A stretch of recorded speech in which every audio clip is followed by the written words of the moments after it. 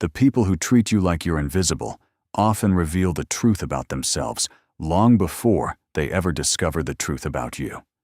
At exactly 8:15 on a bright Monday morning, the polished marble lobby of Carter Holdings buzzed with the energy of another busy work week. Executives in tailored suits hurried toward elevators with steaming coffee cups.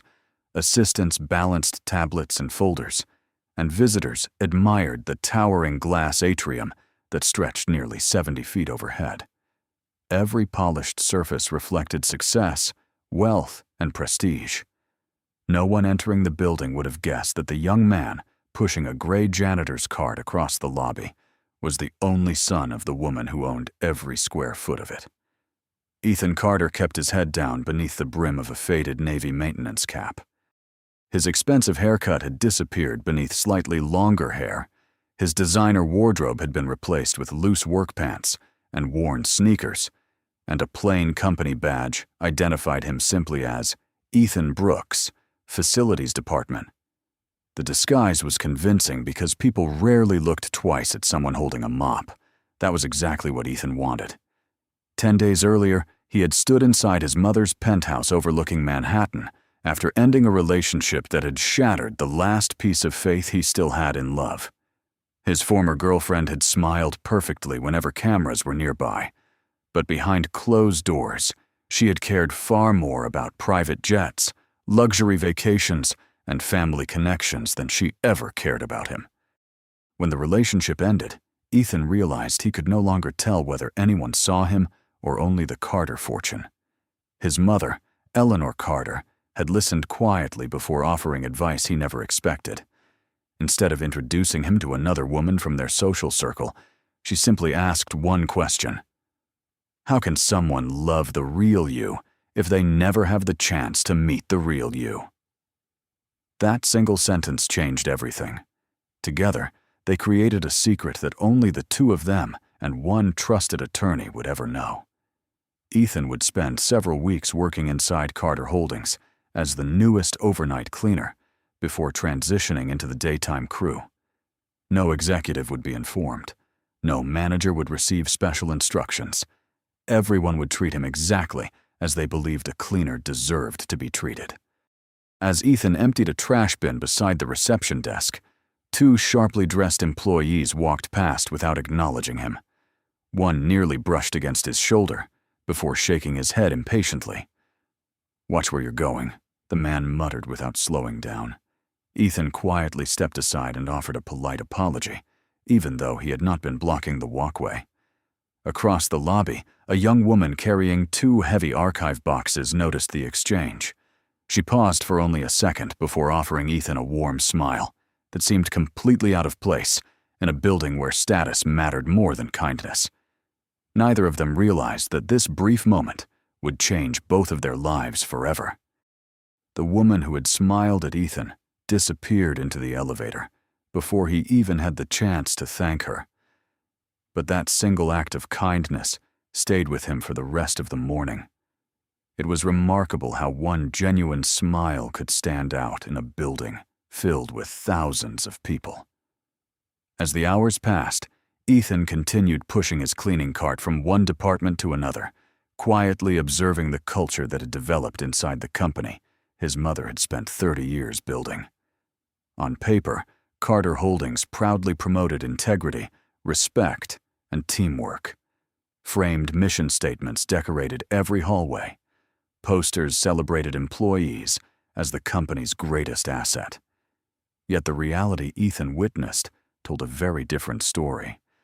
Executives greeted other executives with warm handshakes, while walking directly past maintenance workers without making eye contact. Administrative assistants smiled politely at department heads, but sighed impatiently whenever someone from housekeeping asked to empty a conference room. Nobody openly insulted the cleaning staff, but the message was unmistakable. They were expected to work quietly, remain invisible, and never interrupt the important people. Shortly before lunch, Ethan entered the marketing floor carrying fresh trash bags. The offices were modern and bright, with floor-to-ceiling windows overlooking the city skyline. As he replaced a wastebasket beside a glass conference room, Laughter erupted inside. A group of managers had just finished a meeting, led by Vanessa Brooks, the ambitious marketing director whose polished confidence made her one of the company's rising stars. She stepped into the hallway without noticing Ethan until the wheel of his janitor cart rolled slightly into her path. She stopped abruptly and looked at him with visible annoyance. "Can someone move this cart out of the way?" she said loudly enough for several employees to hear. Ethan immediately apologized and pulled it back. Vanessa glanced briefly at his uniform before shaking her head. "If you are going to work in a professional building, at least try not to make extra work for everyone else." Several nearby employees laughed softly before following her toward the executive elevators. Ethan simply nodded and returned to replacing the trash liner without responding. He had promised himself that every insult would become another lesson. A few minutes later, while wiping fingerprints from the conference room door, he heard footsteps approaching from behind. It was the same young woman from the lobby, carrying a reusable lunch container and a stack of folders. "Do not let that bother you," she said gently. "Some people confuse job titles with human worth." Ethan looked at her with genuine surprise. "Thank you," he replied. "I am still learning my way around here." She smiled warmly. "I am Grace Walker from accounting. If anyone gives you a hard time, remember that not everyone in this building thinks the same way." Before Ethan could answer, someone called Grace from across the hallway. She excused herself with a friendly wave and disappeared into another office, leaving Ethan standing silently beside his cart. For the first time since putting on the cleaner's uniform, he realized that his experiment was no longer only about exposing selfish people. Somewhere inside this enormous company, there were still people whose kindness could not be bought, and he suddenly found himself hoping he would meet Grace again, much sooner than either of them expected. By the third morning, Ethan no longer felt like a visitor inside Carter Holdings. He knew which elevators opened slowly, which conference rooms stayed occupied until late afternoon, and which departments treated the maintenance crew as though they barely existed. What surprised him most was not the workload, but the invisible wall separating employees by title instead of character. Every morning, the executive parking garage filled with luxury sedans, while the maintenance team gathered in a modest break room tucked behind the loading dock. There, coffee was poured into paper cups, homemade lunches were shared without hesitation, and people remembered each other's birthdays, even though few outside the department knew their names. Ethan quickly realized that the cleaners, maintenance workers, and mailroom staff formed the heart of the building. They arrived first, left last, and quietly solved problems that allowed everyone else to succeed. Yet almost no one thanked them.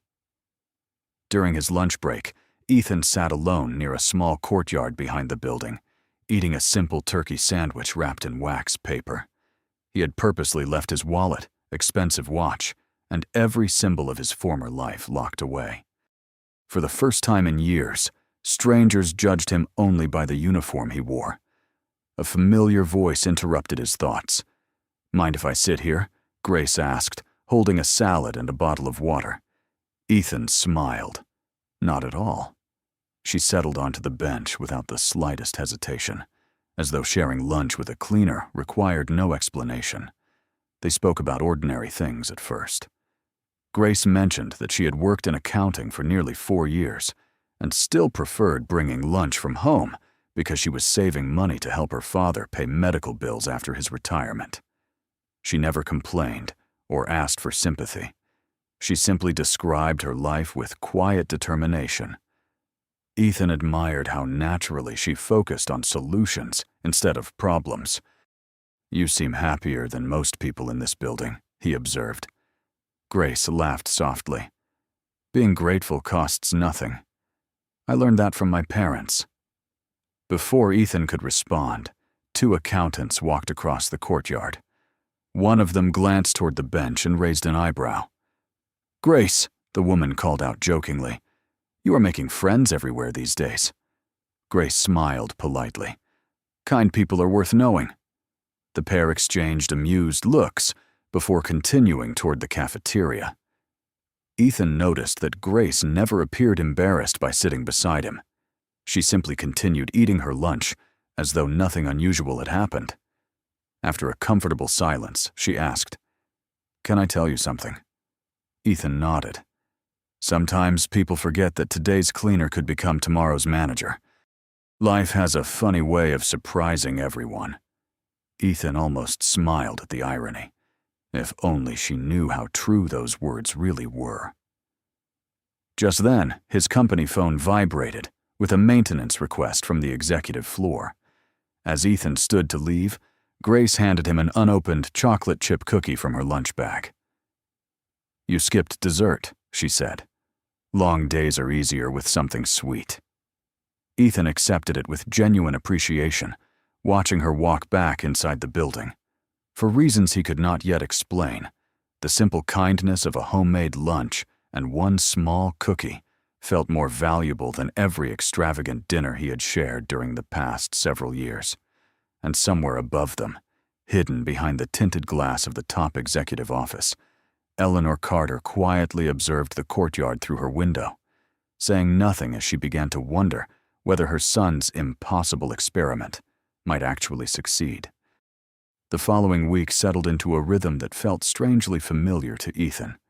Every morning began before sunrise, every hallway needed attention, and every interaction revealed another small piece of the company culture that had remained hidden from the executive floor for years. He noticed which managers thanked the maintenance crew and which ones expected spotless offices without ever acknowledging the people who made them possible. More importantly, he began noticing Grace. She never walked past anyone without offering a friendly greeting. She thanked security officers for opening doors, remembered the names of receptionists, and often stayed a few extra minutes to help co-workers finish reports before heading home herself. Her kindness never seemed rehearsed. It was simply who she was. One rainy afternoon, Ethan was cleaning the windows outside the accounting department when a stack of financial folders slipped from a cart near the entrance. Papers scattered across the polished floor as employees hurried around them, anxious not to be late for their meetings. Several people stepped carefully over the documents without slowing down. Ethan immediately knelt to gather the papers before anyone accidentally stepped on them. Moments later, Grace appeared, setting her umbrella aside before crouching beside him without hesitation. Together, they sorted every page into the correct order. "Thank you," Grace said with a grateful smile. "Those reports took days to prepare." Ethan handed her the final folder. "Anyone would have helped." Grace shook her head gently. "No, some people would have. There is a difference." Before Ethan could answer, Vanessa Brooks emerged from the executive hallway with 2 department managers following behind her. She glanced at Grace, then at Ethan, still kneeling on the floor beside the folders. A faint smile crossed her face, though it carried little warmth. "Grace," she said, "accounting must not be very busy if you have time to organize paperwork with the cleaning staff." The hallway became noticeably quieter. Several nearby employees looked up from their desks, waiting to see how Grace would respond. Without changing her expression, Grace calmly stood and held the folders against her chest. "Actually," she replied, "I was helping a co-worker who happened to help me first." Vanessa folded her arms. "He's not your co-worker. He cleans floors." Grace met her eyes without raising her voice. "Everyone who helps keep this company running is my co-worker." For a brief second, complete silence settled across the hallway. Ethan remained still, pretending to finish organizing his supplies while carefully listening. Vanessa offered a tight smile that never reached her eyes. "That is a very generous perspective," she said, before turning toward the conference room. "Just make sure generosity does not interfere with productivity." As soon as she disappeared behind the glass doors, several employees quietly returned to work as though nothing unusual had happened. Grace looked at Ethan and smiled apologetically. "Some people believe respect has to be earned with a job title. I never understood that." Ethan felt an unexpected sense of admiration growing stronger than he had intended. She had defended someone she barely knew without expecting recognition or reward. Later that afternoon, while reviewing security camera footage from the executive office, Eleanor Carter watched the entire exchange unfold in silence. She leaned back thoughtfully, realizing that, after only 1 week, the experiment was revealing far more than her son had hoped. It was exposing not only who valued wealth over character, but also the rare people whose compassion remained unchanged, regardless of the uniform standing in front of them.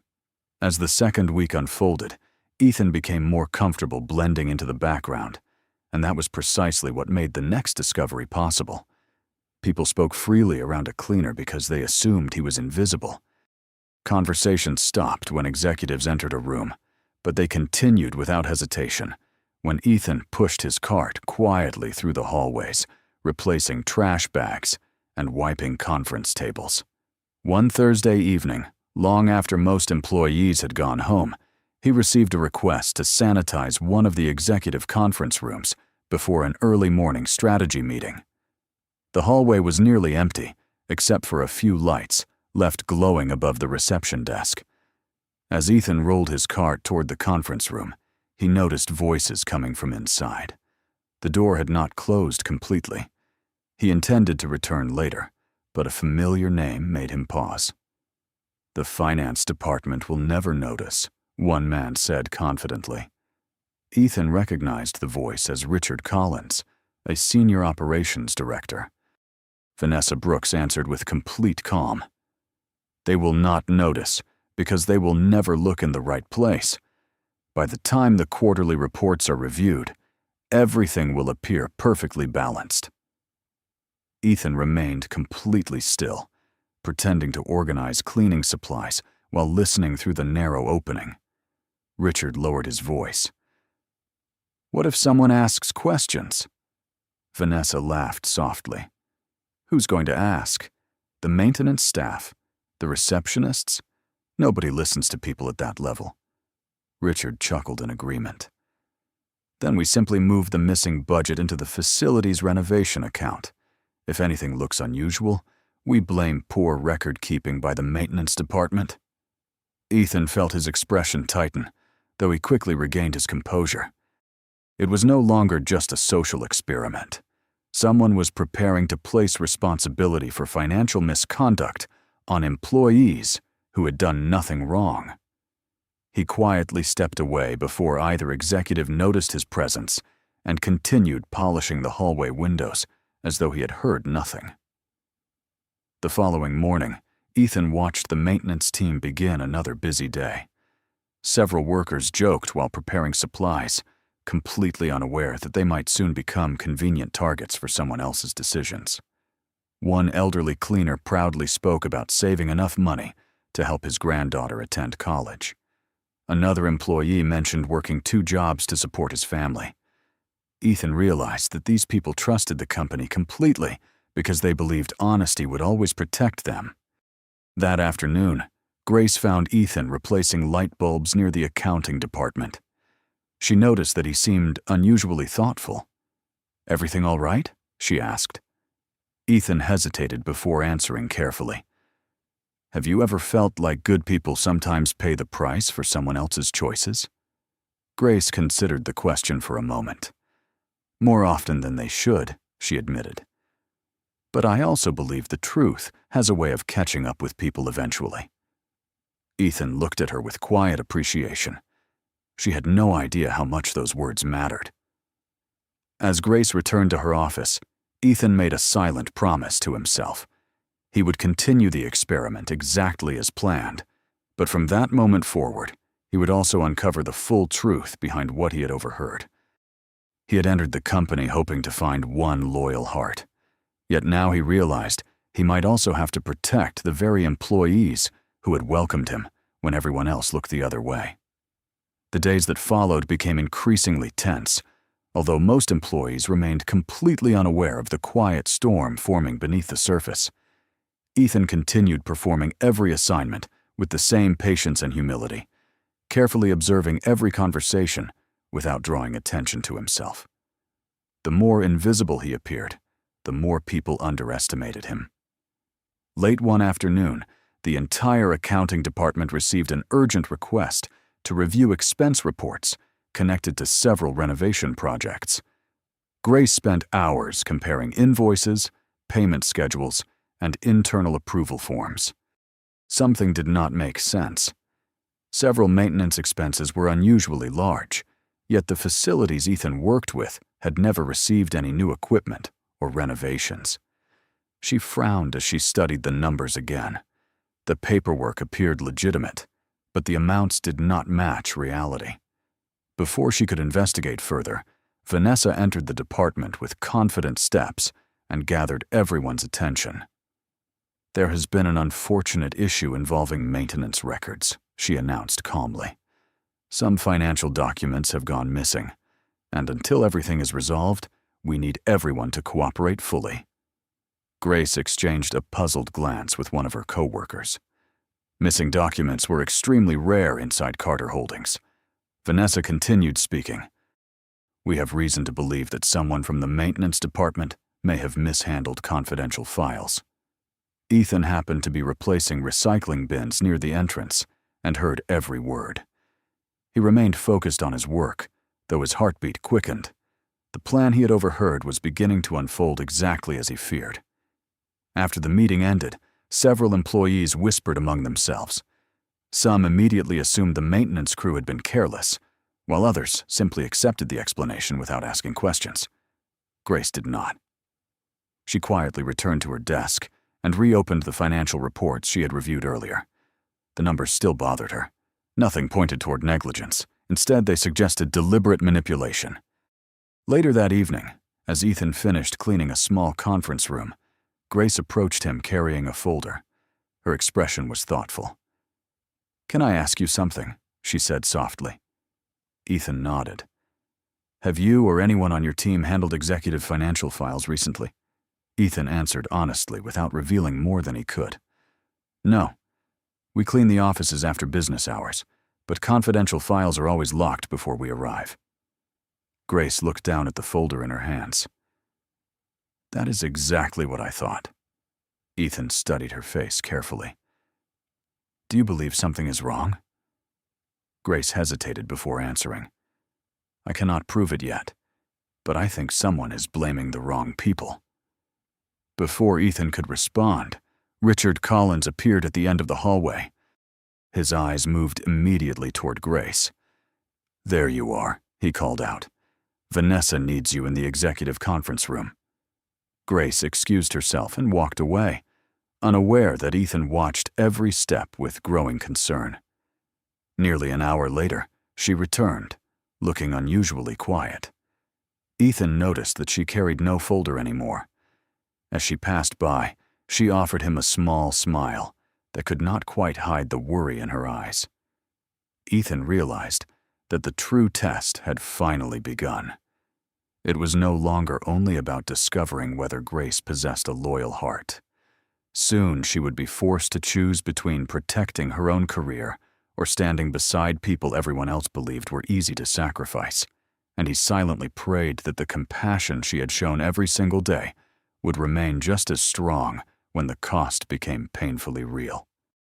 The next morning, an unusual silence settled over the accounting department. Conversation stopped whenever managers walked past, and every employee seemed to sense that something important was happening behind closed doors. Grace arrived at her desk to find a message asking her to report immediately to the executive conference room. She took a slow breath before making her way upstairs, unaware that Ethan had already noticed the notification while quietly polishing the hallway windows nearby. Inside the conference room, Vanessa Brooks sat confidently at the head of the table with Richard Collins beside her. Several printed financial reports were neatly arranged before them. Vanessa folded her hands and smiled politely. "Grace, thank you for coming on such short notice. We have reviewed the accounting records and we need your assistance." Grace nodded calmly. "Of course. What do you need?" Richard slid a folder across the table. These expense reports were processed through accounting. We believe someone from the maintenance department mishandled confidential renovation documents, creating discrepancies that now require an official explanation." Grace carefully opened the folder. She immediately recognized the same reports she had questioned the previous day. She reviewed every page once more before looking back at the two executives. "These documents do not prove that," she answered quietly. Vanessa's pleasant expression barely changed. "We are not asking for a legal opinion. We simply need accounting to confirm that the maintenance team had access to these files." Grace looked down again, reading each page slowly. "That would not be accurate," she replied. "The maintenance staff cleaned offices after business hours. The confidential files should have remained secured." Richard leaned forward. "Sometimes procedures are not followed." Grace remained composed. "Perhaps, but I cannot sign a statement based on assumptions." A brief silence filled the room. Vanessa's smile gradually disappeared. "Grace, you have a promising future here. Everyone knows you work hard. We would hate for one unnecessary disagreement to complicate your career." Grace understood exactly what the words meant. She could simply sign the document, protect her position, and allow the blame to fall on employees who had little power to defend themselves. Instead, she gently closed the folder and slid it back across the table. "I am sorry," she said with steady confidence. "I cannot confirm something I do not believe is true." Richard exchanged a frustrated glance with Vanessa. She slowly stood from her chair. "Very well. Until this investigation is complete, you are relieved of your current responsibilities. Human Resources will contact you regarding temporary administrative leave." Grace felt disappointment wash over her, but she neither argued nor raised her voice. She simply thanked them for their time and quietly walked out of the conference room. As the elevator doors opened onto the main floor, Ethan saw her carrying a small box containing family photographs, a coffee mug, and a notebook. His heart tightened. Grace noticed him standing beside his cleaning cart and forced a gentle smile despite the uncertainty in her eyes. "Looks like I have an unexpected day off," she said lightly. Ethan wanted to tell her everything, to explain that her honesty had just confirmed every hope he had carried into this experiment. Instead, he simply replied, "You did the right thing." Grace nodded. "Sometimes doing the right thing costs more than we expect, but I would rather lose a job than lose my integrity." She walked toward the exit with quiet dignity, unaware that from the highest office in the building, Eleanor Carter had watched the entire meeting through the internal security recordings. And at that very moment, she made a single phone call that would change the fate of everyone inside Carter Holdings before another business day could begin. The following Monday, every employee at Carter Holdings received an unexpected calendar invitation marked Mandatory Executive Assembly. Rumors spread through every department before 9 o'clock. Some believed a major merger was about to be announced. Others whispered about company restructuring after the recent financial investigation. Vanessa Brooks walked confidently toward the executive auditorium, wearing one of her finest tailored suits, convinced that the meeting would confirm her growing influence within the company. Richard Collins appeared equally relaxed, greeting senior managers with practiced confidence. Neither of them noticed the maintenance staff quietly taking seats near the back of the room. Ethan entered through a side door, wearing the same cleaner's uniform he had worn every day since the experiment began. Several employees glanced at him briefly before looking away, assuming he had been assigned to prepare the room before the meeting started. A few even gestured toward an empty trash bin, expecting him to remove it before the executives arrived. Ethan simply nodded politely and remained standing near the side wall. Moments later, Eleanor Carter entered the auditorium. The room immediately fell silent as every employee stood to greet the founder and chief executive officer. She thanked everyone for attending before stepping to the podium with her usual calm confidence. "Today," she began, is not about quarterly profits or future investments. Today is about the character of this company. Curious expressions spread throughout the audience. Eleanor continued. Several weeks ago, I approved an internal leadership evaluation unlike any we have ever conducted. Vanessa frowned slightly, exchanging a quick glance with Richard. Eleanor looked toward the side of the room. Ethan, would you please join me? Dozens of employees instinctively turned toward the maintenance staff, assuming another executive shared the same first name. Instead, they watched in complete disbelief as the young cleaner calmly walked across the stage toward the podium. Confused whispers filled the auditorium. Ethan removed his maintenance cap, revealing the confident expression many had never bothered to notice before. Eleanor smiled proudly before addressing the audience once again. Allow me to introduce my son, Ethan Carter, the future president of Carter Holdings. Complete silence swept across the room. Vanessa's confident smile disappeared instantly. Richard stared at Ethan without saying a word. Employees throughout the auditorium looked from the stage to one another, struggling to process what they had just heard. Eleanor allowed the silence to settle before continuing. For the past several weeks, my son has worked beside our maintenance team without revealing his identity. He experienced this company exactly as many of our employees experience it every day. Ethan stepped toward the microphone. Some people treated me with respect, regardless of my uniform. Others judged my value before learning my name. He paused briefly before looking toward Grace's empty seat, still unoccupied because of her administrative leave.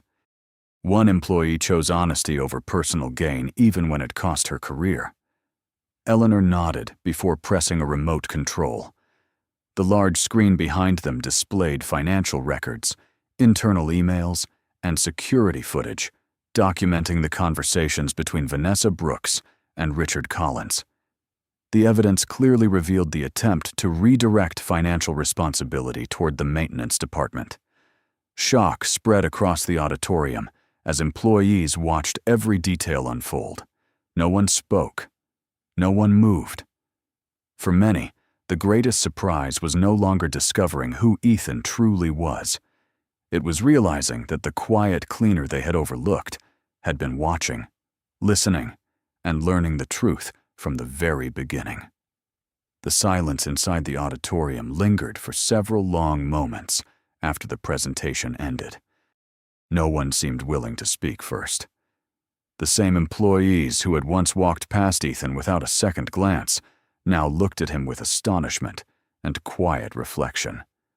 Eleanor Carter stepped back from the podium and addressed the audience one final time. A successful company is not measured only by revenue or market value. It is measured by the way its people treat one another when there is nothing to gain.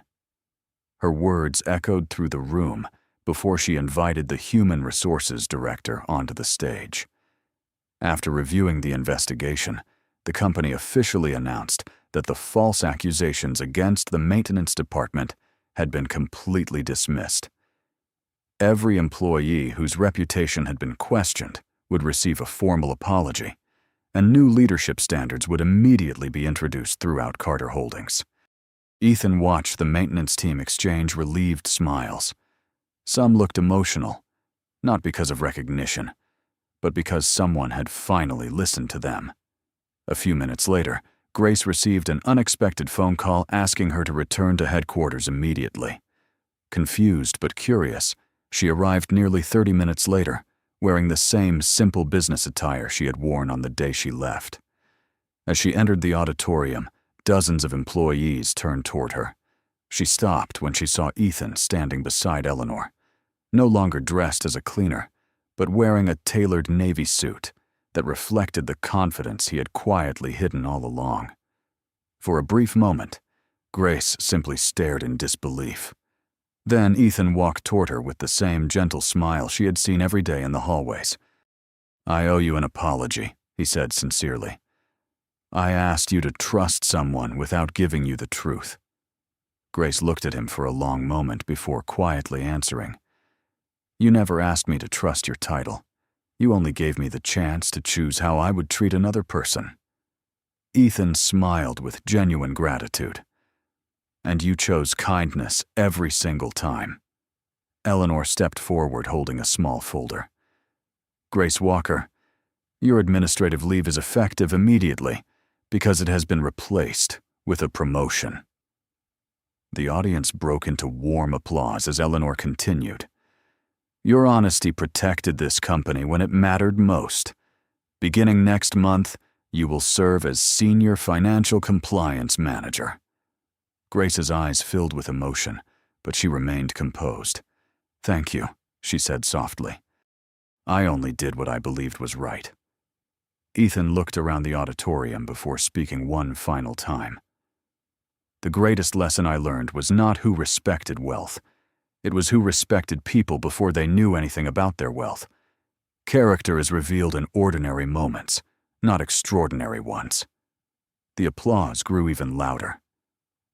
As employees gradually left the auditorium, many stopped to personally thank members of the maintenance staff for the first time. Some introduced themselves to co-workers they had never bothered to know before. Small conversations began replacing old assumptions. Standing near the lobby where everything had started weeks earlier, Ethan turned toward Grace. "Would you allow me to take you to dinner this weekend?" Grace smiled warmly, the same sincere smile that had first caught his attention, while he pushed a janitor's cart across the marble floor. "Yes," she replied, "but only if we choose a place where everyone feels welcome." Ethan laughed softly. "I think that is the perfect place to begin." As they walked side by side toward the building's front entrance, Carter Holdings looked exactly the same from the outside. But inside, the people who filled its halls had begun learning that true success would never be defined by a job title, a bank account, or a tailored suit, but by the simple decision to treat every person with dignity long before discovering who they truly were.